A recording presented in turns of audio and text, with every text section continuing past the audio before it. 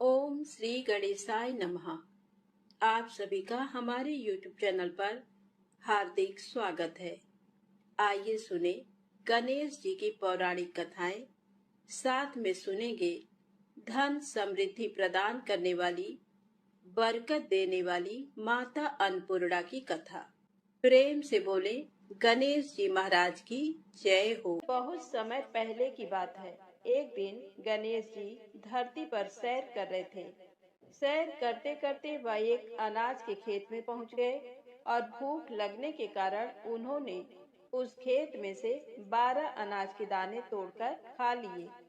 वह खेत सेठ धनी राम जी का था। कुछ समय बाद विनायक जी को अपने किए पर पछतावा होने लगा, क्योंकि उन्होंने सेठ जी को बिना पूछे ही उनके खेत से अनाज चुरा लिया था। फिर गणेश जी ने सोचा कि अपने किए बुरे कर्म का प्रायश्चित तो करना ही पड़ेगा। इसीलिए उन्होंने सेठ जी के यहाँ 12 साल के लिए नौकरी करने की ठान ली।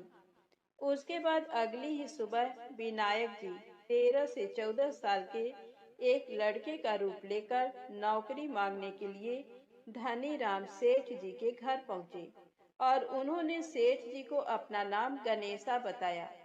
विनायक भगवान की बुद्धिमानी की परीक्षा लेने के बाद सेठ जी ने खुशी खुशी नौकरी भी दे दी। अब गणेश भगवान एक सामान्य मनुष्य के रूप में सेठ जी के ही घर पर रहने लगे। एक दिन सेठ जी की पत्नी शाम के समय घर का काम खत्म करने के बाद राख से हाथ धोने जा रही थी। ये देख गणेश जी ने सेठानी जी के हाथ पकड़कर जबरदस्ती मिट्टी से हाथ धुलवा दिए। गणेश की इस हरकत से सेठानी आग बबूला हो गई और उन्होंने सेठ जी के कमरे में जाकर गणेश जी की शिकायत कर दी। सेठानी से सब कुछ सुनने के बाद सेठ धनी राम ने गणेशा को बुलाया और इस हरकत का कारण पूछा। गणेश जी बोले कि सेठानी शाम के समय राख से हाथ धो रही थी और ऐसा करने से घर की लक्ष्मी नाराज होकर चली जाती हैं। इसीलिए मैंने उनके हाथ मिट्टी से धुलवाए। इससे घर पर माता लक्ष्मी की कृपा बनी रहती है। ये सब सुनकर सेठ जी ने सोचा, गणेशा की सोच तो बड़ी अच्छी है। उसी के कुछ दिन बाद कुंभ मेले का शुभ अवसर आया। सेठ जी ने गणेशा को बुलाया और कहा, सेठानी जी को कुंभ मेले में स्नान करा लाओ। अब सेठानी और गणेशा स्नान के लिए मेले में पहुंचे। वहां पहुंचने के बाद सेठानी नदी के किनारे बैठकर नहाने लगी। उन्हें ऐसा करते देख गणेशा दौड़ कर आए और सेठानी जी के दोनों हाथ पकड़कर उन्हें नदी के अंदर लेकर गए। उनसे पानी में डुबकी लगवाई और फिर किनारे पर ले आए। अब गणेशा की इस हरकत से तो सेठानी का गुस्सा 7वें आसमान पर पहुंच गया। सेठानी जी घर आते आते पूरे रास्ते गणेशा को ताने पर ताने मार रही थी, लेकिन गणेश भगवान सब कुछ शांति से सुन रहे थे। घर आते ही सेठानी ने सेठ जी के पास फिर से गणेशा की शिकायत कर दी। सेठ जी ने तुरंत ही गणेशा को बुलाया और पूछा, तुमने ऐसा क्यों किया? गणेश जी बोले, सेठ जी, सेठानी नदी के किनारे बैठकर गंदे पानी से नहा रही थी। मैंने इनको बीच नदी में ले जाकर साफ पानी में डुबकी लगवाई। ऐसा करने से उन्हें अगले जन्म में बहुत बड़ा राजपाट और वैभव मिलेगा। सेठ जी ने सोचा कि गणेशा के विचार कितने अच्छे हैं, मेरे परिवार का भला सोचता है। कुछ दिन बाद सेठ जी के घर पर पूजा थी।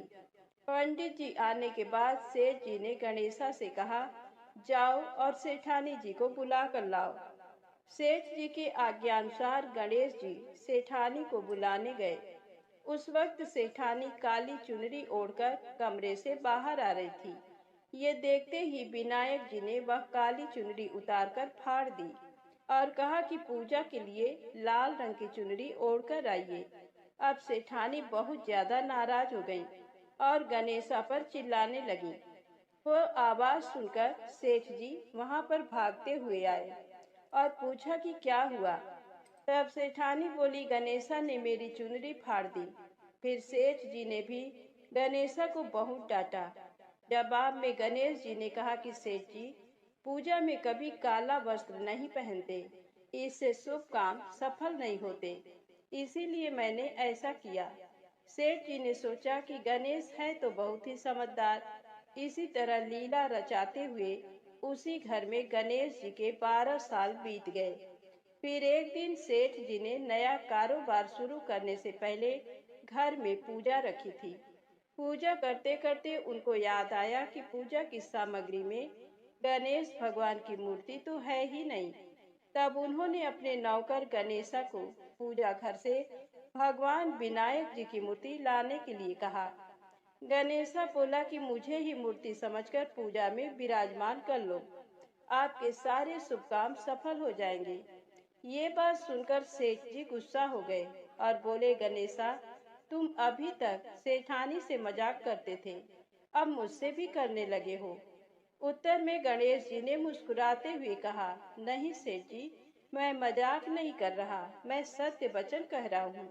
इतना कहने के बाद नौकर गणेश ने अपना असली भगवान स्वरूप धारण कर लिया। साक्षात गणेश भगवान को सामने देखते ही सेठ और सेठानी उनके चरणों में लीन हो गए और उन्होंने अपनी पूजा संपन्न कर ली। उसके पश्चात गणेश जी देखते ही देखते अंतर ध्यान हो गए। बाद में सेठ और सेठानी को बहुत पछतावा होने लगा कि स्वयं भगवान हमारे घर नौकरी कर रहे थे और हमने उनके साथ कितना बुरा व्यवहार किया, उनसे बहुत सारा काम कराया। ये सोच सोचकर दोनों दुखी होने लगे। फिर उसी रात सेठ और सेठानी के सपने में गणेश भगवान प्रकट हुए और उन्हें समझाया कि मैंने 12 साल पहले तुम्हारे खेत से 12 अनाज के दाने बिना पूछे तोड़ लिए थे और उसी कर्म का दोष दूर करने के लिए मैं 12 साल से तुम्हारे घर नौकरी कर रहा था। अगले ही दिन से सेठ जी पर गणेश भगवान की माया हो गई। उनका व्यापार दिन दोगुना और रात चौगुनी तरक्की करने लगा। धनी राम सेठ जी के जीवन की काया पलट हो गई। हे गणेश जी महाराज, जैसी माया आपने धनी राम सेठ जी पर की, वैसी ही माया इस कहानी को पढ़ने वाले और सुनने वाले हर एक व्यक्ति पर करना। प्रेम से बोले, गणेश जी महाराज की जय हो। अब आइए सुने गणेश जी महाराज की अगली पौराणिक कथा। एक बार देवी तुलसी विवाह हेतु वर ढूंढने के लिए तीर्थ यात्रा पर निकली थी और ढूंढते ढूंढते वह गंगा किनारे पहुंच गई। उस वक्त गणेश भगवान गंगा किनारे तप कर रहे थे। उन्हें देखते ही देवी तुलसी उन पर मोहित हो गई और उनके मन में गणेश भगवान से विवाह की इच्छा उत्पन्न हुई। फिर देवी तुलसी ने गणेश जी के पास जाकर उनका ध्यान भंग कर दिया। आंखें खोलने के बाद गणेश भगवान के सामने देवी तुलसी खड़ी थी, लेकिन सामने एक स्त्री है, इसलिए अपने क्रोध को नियंत्रण में रखकर गणेश भगवान ने पूछा, आप कौन है देवी और मेरा ध्यान भंग करने का क्या कारण है? जवाब में देवी तुलसी ने अपने परिचय के साथ गणेश जी से विवाह की बात कर ली। उत्तर में गणेश जी बोले, देवी, मैं ब्रह्मचारी हूँ, उस वजह से मैं विवाह नहीं कर सकता। अपने विवाह प्रस्ताव के लिए ना सुनने के बाद देवी तुलसी क्रोधित हो गई और उन्होंने गणेश जी को श्राप दे दिया कि उनका ब्रह्मचर्य टूटेगा और उनके 2 विवाह होंगे। इस बात पर गणेश भगवान भयंकर क्रोधित हो उठे, क्योंकि एक तो वह स्त्री है, इसीलिए ध्यान भंग करने पर भी गणेश जी ने कुछ नहीं कहा और इतनी विनम्रता से बात करने पर भी उन्हें श्राप दिया गया। फिर गणेश जी ने भी देवी तुलसी को श्राप दिया कि तुम्हारा विवाह शंखचूर्ण नाम के असुर के साथ होगा। एक देवी होकर भी उनका विवाह एक राक्षस से होगा। ये जानकर देवी तुलसी विचलित हो गईं और विनायक जी से इस कठोर श्राप से मुक्ति दिलाने की क्षमा याचना करने लगी। फिर गणेश जी को तुलसी देवी पर दया आ गई। वह बोले कि मेरा श्राप तो बदल नहीं सकता, वह तो सच होकर ही रहेगा, लेकिन अगले जन्म में तुम एक पेड़ बनोगी और भगवान महाविष्णु जी को अत्यंत प्रिय होगी। उनकी पूजा में भी तुम्हारा एक महत्वपूर्ण स्थान होगा और कलयुग के इंसानों को तुम मोक्ष का मार्ग दिखाओगी। लेकिन तुमने मेरा तप भंग किया है और मुझे ब्रह्मचारी होकर भी 2 विवाह का श्राप भी दिया है। इसलिए मेरी किसी भी प्रकार की पूजा में तुम निश्चित होगी। इस प्रकार देवी तुलसी गणेश भगवान की पूजा में निषिद्ध हो गई। तो प्रेम से बोले गणेश जी महाराज की जय हो। आप आइए सुने गणेश जी के विवाह की कथा। गणेश भगवान का मुख हाथी का है और एक दांत टूटा हुआ है। इन्हीं 2 कारणों की वजह से उनका विवाह नहीं हो पा रहा था। इस बात से गणेश महाराज अक्सर नाराज रहा करते थे। एक दिन एक देवता के आग्रह पर विनायक जी उसके विवाह में अपनी उपस्थिति दर्शाने गए थे। विवाह स्थल पर पहुंचने के बाद कुछ देवताओं ने मिलकर गणेश भगवान का समय पर विवाह न होने के कारण उपहास किया, जिससे गणेश जी बहुत ही अधिक नाराज हो गए। उसी दिन उन्होंने ठान लिया कि जब तक मेरा विवाह नहीं होता तब तक मैं किसी भी देवता का विवाह नहीं होने दूंगा। गणेश भगवान के पास विवाह और अन्य संदेश लाने का काम उनके प्रिय वाहन मूषक राज करते थे। अब मूषक राज जब भी किसी देवता के विवाह का समाचार लाते तब गणेश जी उसे आदेश देते और मूषक राज अपनी सेना के साथ जाकर उस विवाह के मंडप को गिराकर तहस नहस करते एवं बारातियों को भी भगा देते। इस तरह गणेश जी और मूषक राज की मिली भगत की वजह से किसी भी देवता का विवाह नहीं हो रहा था। गणपति जी के व्यवहार से तंग आकर सभी देवी देवता भगवान शिव और माता पार्वती जी के पास पहुंच गए और इस विराट समस्या का समाधान मांगने लगे। भगवान शिव और माता पार्वती ने कहा कि इसका हल तो आपको केवल ब्रह्मा देव जी के पास ही मिल सकता है। कृपा करके आप ब्रह्मलोक को जाएं। माता पार्वती और महादेव को प्रणाम करके सभी देवी देवता ब्रह्मा जी के पास प्रकट हुए। देवताओं की समस्या को ठीक से सुनने के बाद ब्रह्मा जी ने अपनी योग शक्ति से 2 कन्याओं का निर्माण किया। कन्याओं का नाम था रिद्धि और सिद्धि। वह दोनों ब्रह्मा जी की मानस पुत्रियां थीं। उन्हें लेकर ब्रह्मा जी गणेश महाराज के पास गए और उनसे अपनी पुत्रियों को ज्ञान एवं शिक्षा प्रदान करने का निवेदन करने लगे। ब्रह्मा देव जी का मान रखने के लिए एक दंत भगवान ने रिद्धि और सिद्धि को शिक्षा देना आरंभ किया। फिर उस दिन के बाद से जब भी मूषक राज किसी विवाह की खबर लेकर आते हैं उस वक्त रिद्धि और सिद्धि गणेश जी को अपनी बातों में उलझाकर रखती थी। इस तरह गणेश जी का ध्यान किसी और विषय पर रहता और दूसरी तरफ देवताओं की विवाह संपन्न हो जाते। एक दिन बुद्धि के देवता भगवान गणेश जी को ये बात समझ आ गई, लेकिन उनके क्रोध में आने से पहले ही ब्रह्मा देव अपनी दोनों पुत्रियों के साथ वहां पर प्रकट हुए। रिद्धि और सिद्धि को सामने देखते ही गणेश जी का क्रोध बढ़ने लगा, किंतु विनायक जी के मुख से कोई भी शब्द निकलने के पहले ही भगवान ब्रह्मा देव ने कहा, हे गणेश जी, आपने स्वयं ही मेरे पुत्रियों को शिक्षा दी है और अब मुझे इन दोनों के विवाह योग्य कोई वर नहीं मिल रहा है। मेरी आपसे विनती है कि आप ही रिद्धि और सिद्धि से विवाह करके मुझे धन्य कीजिए। परमपिता ब्रह्मा देव जी की शांत वाणी सुनकर गणेश जी का क्रोध शांत हो गया और वह उस विवाह प्रस्ताव के लिए हंसी खुशी राजी हो गए। विवाह के बाद अपनी दोनों पत्नियों से उन्हें 2 पुत्र प्राप्त हुए, जिनका नाम रखा गया शुभ और लाभ। तो प्रेम से बोले गणेश जी भगवान की जय हो। आइए सुने धन समृद्धि प्रदान करने वाली माता अन्नपूर्णा की बड़ी ही दुर्लभ कथा। प्राचीन काल की बात है। पुरुषोत्तमपुर नामक ग्राम में एक बहुत धर्मात्मा सेठ जी रहा करते थे। उनके 5 पुत्र और एक सबसे छोटी पुत्री थी और उसका नाम गौरी था। सेठ जी का भरा पूरा परिवार था। सेठ जी ने अपने सभी 5 पुत्रों का विवाह कर दिया था और जब छोटी बेटी गौरी विवाह की योग्य हुई तो उन्होंने उसका विवाह एक दूसरे नगर के अपने ही समान धनी परिवार में कर दिया। अब सेठ जी की पुत्री गौरी दुल्हन बनकर जिस घर में गई, वहां उसका पति अपने माता पिता का इकलौता पुत्र था।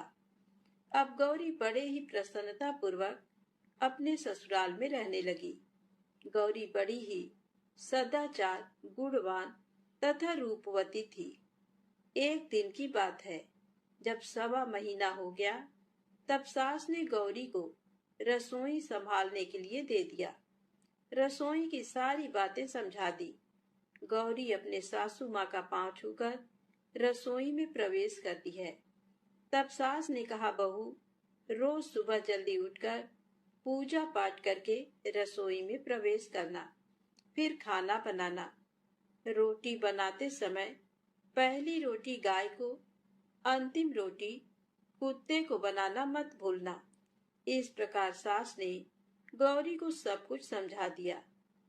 गौरी 4 लोगों के लिए खाना बनाती है और खाना बनाकर अपने पूरे परिवार को खिलाती है। जब अंत में खुद खाने के लिए बैठी, तब वह देखती है कि उसके लिए तो रोटी बची ही नहीं। अब क्या करे? वह चावल, दाल और सब्जी खाकर पानी पी लेती है। अब जब शाम होती है, तब गौरी ने सुबह से ज्यादा आटा लगाया और रोटी सब्जी बनाकर रख देती है।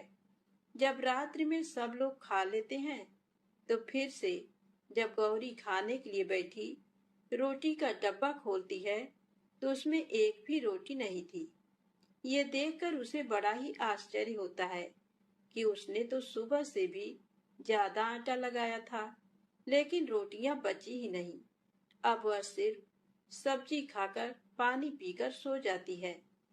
अगले दिन फिर उसने कल से 2 गुना ज्यादा आटा लगाया और रोटियां बनाई, लेकिन फिर से उसे रोटी नहीं मिली। सभी रोटियां खत्म हो गई थी। अब उस दिन भी आधे पेट खाना खाकर ही उसे रहना पड़ा। इसी प्रकार गौरी चाहे जितना भी आटा लगाती, रोटियां उसे नहीं बचती। ये हर रोज का काम हो गया था। वह सोचने लगी, आखिर कौन नहीं चाहता कि मैं रोटियां नहीं खाऊं, मेरा पेट ना भरे। गौरी इस आस में आटा ज्यादा गूंथती थी कि किसी न किसी दिन तो उसे रोटियां मिलेंगी, किंतु ऐसा नहीं होता है। ऐसा करते करते वह बहुत कमजोर, दुबली पतली हो गई। तो दोस्तों, ऐसे ही एक दिन की बात है, जब गौरी रसोई में सब्जियां काट रही थी, तो गलती से चाकू से उसका हाथ कट जाता है और वह रोटियां नहीं बना पाती। तो उसकी सासू माँ ने कहा, बहू रहने दो, आज मैं रोटियां बना देती हूँ। तो गौरी ने कहा, नहीं सासू माँ, आप आटा लगा दीजिए, मैं रोटियां बना दूंगी। तो दोस्तों, उस दिन सासू माँ ने आटा लगाया और फिर बहू को दे देती है। बहू रोटियां बनाकर तैयार कर देती है। घर के सभी सदस्य रात के समय जब खाना खाने लगते हैं, सब लोग जब खाना खा लेते हैं, तब बारी आती है गौरी की। तो वह बहुत दुखी मन से खाना खाने बैठती है। वह सोचती है, आज तो सासू माँ ने आटा गूंथा है, वह भी बहुत कम। आज तो मेरे लिए रोटियां बची ही नहीं होंगी। ये सोचकर बहू मन ही मन बहुत दुखी होती है। किंतु जब वह रोटी के डब्बे को खोलती है, तो उसने देखा कि उसमें 4-5 रोटियां पड़ी हैं। ये देखकर बहू बहुत खुश होती है। अब क्या था, ऐसे ही 7 दिनों तक बहू की सासू माँ ने आटा गूंथा और बहू रोटियां बनाती थी और बहू को रोज रोटियां मिलने लगी। इन 7 दिन बहू ने भर पेट खाना खाया। जब 8वां दिन आया तो बहू का हाथ भी ठीक हो गया था। तब सासू माँ ने कहा कि गौरी बेटा, क्या मैं आज आटा गूंथ दूं या फिर तुम आटा गूंथ लोगी? तब गौरी ने कहा, नहीं माँ, मेरा हाथ अब ठीक हो गया है, मैं आटा गूंथ दूंगी। उस दिन गौरी ने आटा गूंथा और रोटियां बनाई, सबको प्रेम पूर्वक खाना खिलाया। जब उसके खाने की बारी आई, तब उसने देखा कि रोटी के डिब्बे में तो रोटी है ही नहीं, पूरा रोटी खत्म हो गया। ये देख बहू गौरी बहुत ही आश्चर्य में पड़ जाती है। वह सोचती है, जब तक सासू माँ ने आटा लगाया तब तक तो मुझे रोटियां मिलती थी, लेकिन जब से मैं आटा गूंथने लगी तो मुझे रोटियां ही नहीं मिलती, जबकि सासू माँ मुझसे बहुत ही कम आटा गूंथती थी। इसके बाद भी पूरा परिवार उसमें खा लिया करता था। ऐसी क्या बात है?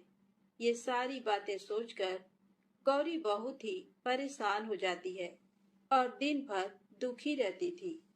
एक दिन की बात है, गौरी के पति ने गौरी से पूछा कि गौरी, तुम इतना उदास क्यों रहती हो? इतना सारा धन संपत्ति सब तुम्हारा ही तो है, तुम्हें रोकने टोकने वाला कोई नहीं है। तुम अपने मन से अपने पसंद का भोजन बनाकर खा सकती हो। तुम दिन प्रतिदिन इतनी कमजोर कैसे होती जा रही हो? गौरी ने लाज और संकोच से अपने पति को कुछ नहीं बताया। तब उसके पति ने सोचा कि शायद उसकी पत्नी को उसके माता पिता की याद आ रही है।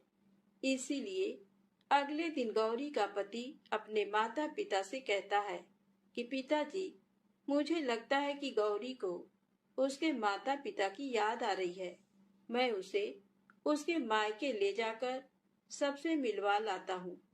अपने बेटे की बात सुनकर गौरी के सास ससुर तैयार हो जाते हैं और उसे जाने की अनुमति दे देते हैं और कहते हैं, बेटा, यदि बहू को अपने माता पिता से मिलकर प्रसन्नता होती है तो अवश्य ही तुम उसे उसके मायके ले जाओ।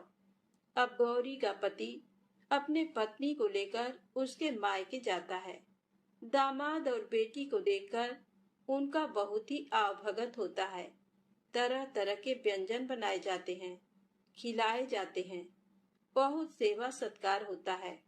उसी दिन रात में समय मिलने पर गौरी की माँ ने अपनी बेटी को कोने में ले जाकर पूछा, बेटी, तुम इतनी दुबली पतली कैसे हो गई?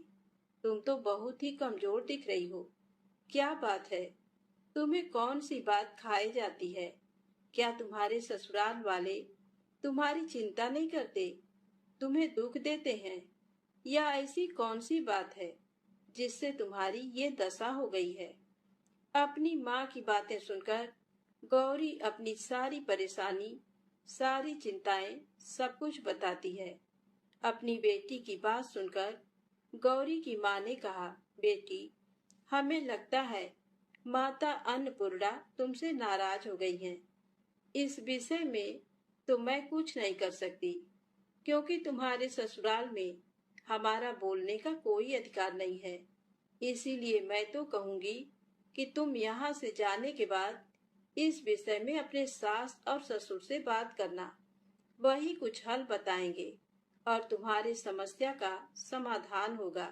बेटी, माँ अन्नपूर्णा जिससे नाराज होती हैं, उसके साथ ऐसा ही होता है। अब अपनी माँ की बातें सुनकर गौरी निश्चय करती है कि वह सारी बातें अपने सासू माँ से कहेगी। अब जब सुबह का समय होता है तो गौरी अपने माता पिता से विदाई लेकर अपने ससुराल आ जाती है। ससुराल आने के बाद वह अपने सास ससुर और पति से सारी बातें कह सुनाती है। वह कहती है, माँ जी, जब से मैंने रसोई संभाला है, मैं खाना बनाती हूँ, तब से मुझे एक भी दिन रोटियां नहीं बचती। मैं बिना खाए ही सो जाती हूँ। किसी किसी दिन पानी पीकर सो जाती हूँ। किसी किसी दिन चावल सब्जी खाती हूँ। रोटी तो मुझे मिलती ही नहीं है। और माँ जी, आपको याद है, मेरा हाथ कटा था, तब आप उस समय आटा गूंथा करती थी, और वह भी बहुत कम। फिर भी मुझे रोटियां बचा करती थी और मैं भर पेट खाना खाती थी। लेकिन अब जब मेरे हाथ का घाव ठीक हो गया, तब से मैं फिर से आटा गूंथने लगी और रोटियां बनाने लगी। अब मुझे फिर से रोटियां नहीं बचती। मैं आधे पेट ही खाना खाती हूँ।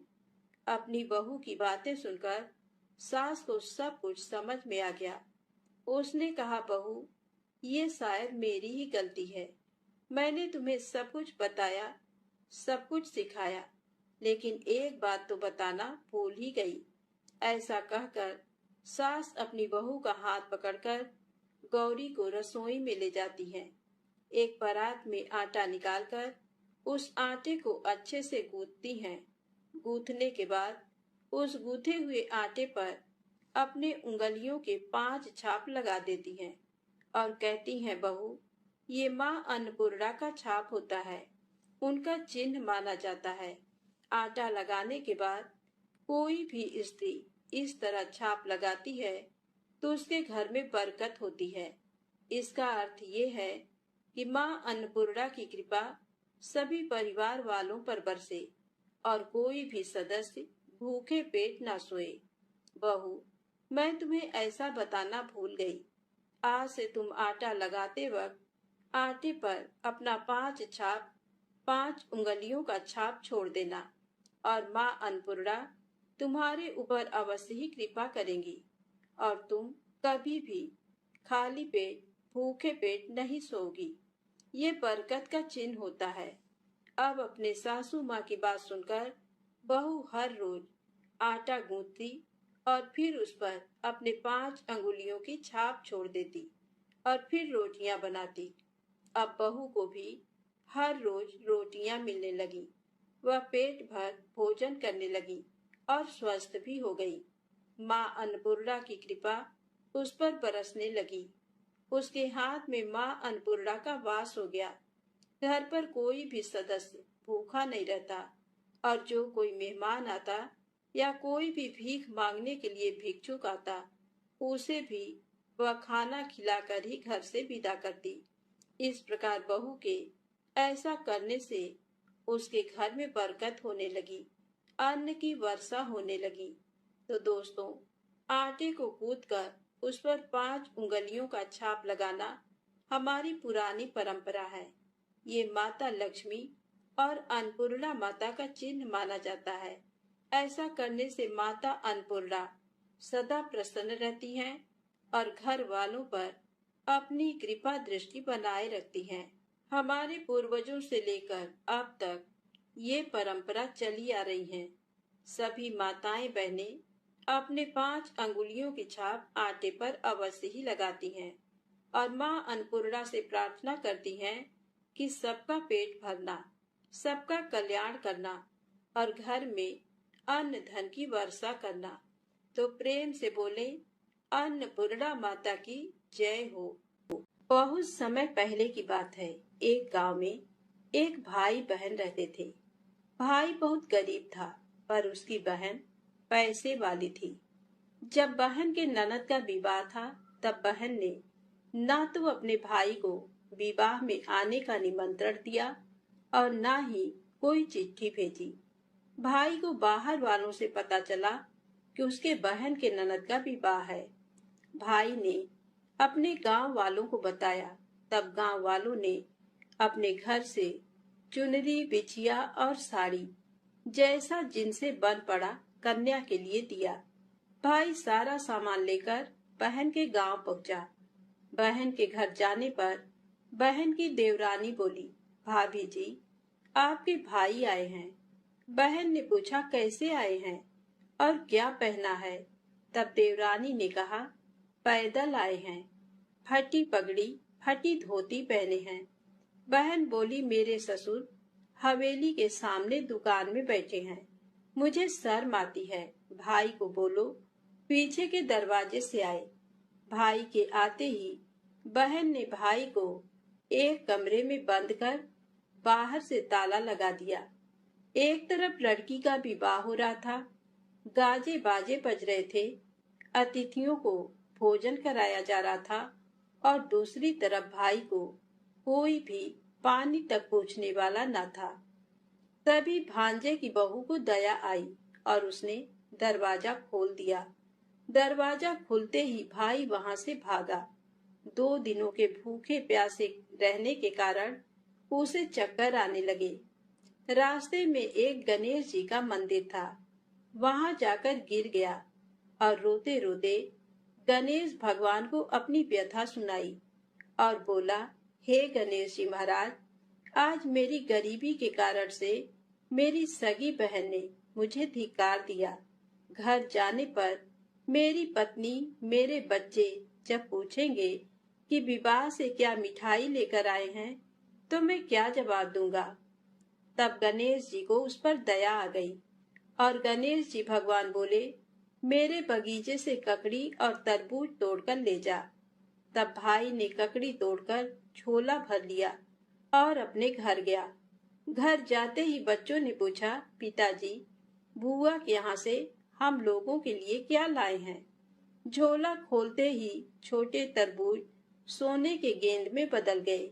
बाकी तरबूज काटे तो उनमें से हीरे मोती निकले। पत्नी बोली, आप बहन के घर से इतना कुछ क्यों लाए? आपकी बहन ने हम लोगों को बहुत ज्यादा दे दिया है। भाई ने कुछ भी जवाब नहीं दिया। गणेश भगवान की कृपा से उनके दिन बदल गए। भाई का काम धंधा जोरों से चलने लगा। धीरे धीरे गहने, कपड़े, रहने के लिए मकान बन गए। पत्नी बोली, एक बार ननद जी को बुलाकर लाओ। भाई नए कपड़े, नए जूते पहनकर रथ में बैठकर बहन को लेने गया। देवरानी बोली, भाभी जी, आपके भाई आए हैं। बहन ने पूछा, कैसे आए हैं और क्या पहना है? तब देवरानी बोली, रथ में बैठकर खूब ठाट बाट से आए हैं। बहन बोली, मेरे भाई को बोलो कि हवेली के सामने से आए। मेरे ससुर, देवर, जेठ देखेंगे। भाई का बहन ने खूब स्वागत किया। भाई बोला, बहन, मैं तुम्हें लेने आया हूँ। तब बहन ने कहा, मुझे भी बहुत दिन हो गए हैं, चलो मैं चलती हूँ। भाई बहन को लेकर अपने घर आया। भाई और उसकी पत्नी ने बहन का खूब आदर सत्कार किया। जो चीजें मांगी सब बनवा कर दिया। बहन बोली, भाई, मुझे एक जूती चाहिए। तब भाई ने मोची को बुलाया और कहा, मेरी बहन के लिए ऐसी जूती बनाओ जो मुंह से बोले। भाई ने बहन को बहुत सारा धन देकर विदा किया, पर अभी तक वह जूती नहीं आई थी। बहन रवाना होने लगी, तभी मोची जूतियां लेकर आया। बहन के जूती पहनते ही जूतियां बोली, निर्धन भाई की पैसे वाली बहन, गणेश जी का बगीचा नहीं होता तो आज क्या करती। बहन तब भाई की पत्नी से पूछा, ये कहाँ से आवाज आ रही है? तभी भाई ने कहा, सुबह का समय है, कोई जीव जंतु बोल रहे होंगे। भाई ने घोड़े गाड़ी को जल्दी जाने को कहा। बहन के जाते ही पत्नी जिद करके बैठ गई कि जूतियां क्या बोल रही थी। तब पति ने अपनी पूरी आपबीती सुनाई कि कैसे बहन ने मुझे 2 दिन भूखा रखा, कमरे में बंद कर दिया था। भांजे की बहू ने दरवाजा खोला, तब मैं बाहर आया और गणेश जी के शरण में जा पहुंचा। गणेश जी की कृपा से हमारे दिन बदले हैं। उसने अपने पत्नी को सारी बात बताई। तब पत्नी बोली, अगर मुझे मालूम होता तो मैं आपकी बहन को कुछ नहीं देती। मेरा दिया हुआ सब कुछ वापस लेकर आओ। तब पति बोला, गणेश भगवान ने हमें सब दिया है। अगर वह मुझे भूखा प्यासा कमरे में बंद नहीं करती तो मैं गणेश भगवान के मंदिर में क्यों जाता? क्या मैं गणेश जी को अपना दुखड़ा सुनाता? तुम अपना मन मैला मत करो। अपने पर तो गणेश जी की कृपा है और किस चीज की कमी है। फिर दोनों गणेश जी के आगे झुककर प्रणाम करते हैं और जयकारा लगाया। हे गणेश जी महाराज, जैसी कृपा आपने गरीब भाई पर करी, वैसे ही अपने सभी भक्तों पर अपनी कृपा बनाए रखना। तो प्रेम से बोले, गणेश जी महाराज की जय हो। एक तपसी था और एक लपसी था। तपसी तो भगवान की तपस्या करता और लपसी रोज 1.25 सेर की लपसी बनाता, भोग लगाता, घंटी बजाता और जीम लेता। एक दिन दोनों में झगड़ा हो गया। तपसी बोला कि मैं बड़ा हूँ।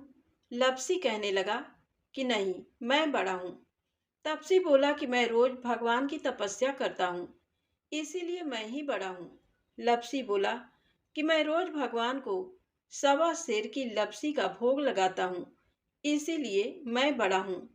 दोनों आपस में झगड़ रहे थे। नारद जी वहां से गुजरे तो दोनों को झगड़ते देखा। पूछने लगे कि क्यों झगड़ रहे हो। तब दोनों ने अपनी अपनी बात कह दी। नारद जी बोले कि तुम लोग आपस में झगड़ा मत करो। तुम में से कौन बड़ा है, इस बात का फैसला मैं कर दूंगा। अगले दिन सुबह सुबह तपसी और लपसी दोनों नहाकर आ रहे थे। नारद जी ने दोनों के रास्ते में सवा सवा करोड़ की अंगूठी रख दी। तपसी ने अंगूठी देखी तो उसने तुरंत उठा ली। इतनी कीमती अंगूठी देखकर उसके मन में लालच आ गया। सोचने लगा कि बड़ी कीमती अंगूठी है, इसे बेचूंगा, बहुत सारे पैसे मिलेंगे। उन पैसों से एक बहुत बड़ा यज्ञ करूंगा और अपने आप को बड़ा साबित कर दूंगा। उधर लपसी ने अंगूठी देखी तो सोचने लगा, अरे, किसी की कीमती अंगूठी गिर गई है। लेकिन उसने अंगूठी को हाथ तक नहीं लगाया। सोचने लगा कि कहीं मैंने उठा ली तो चोर डाकू मेरे पीछे पड़ जाएंगे, कहीं मुझे मार दिया तो। वह तो रोज की तरह सवा सेर की लपसी बनाई, भगवान को भोग लगाया, घंटी बजाई और जीम लिया। थोड़ी देर में नारद जी वहां पर आए।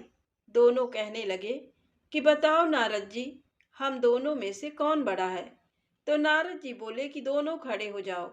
दोनों खड़े हो गए।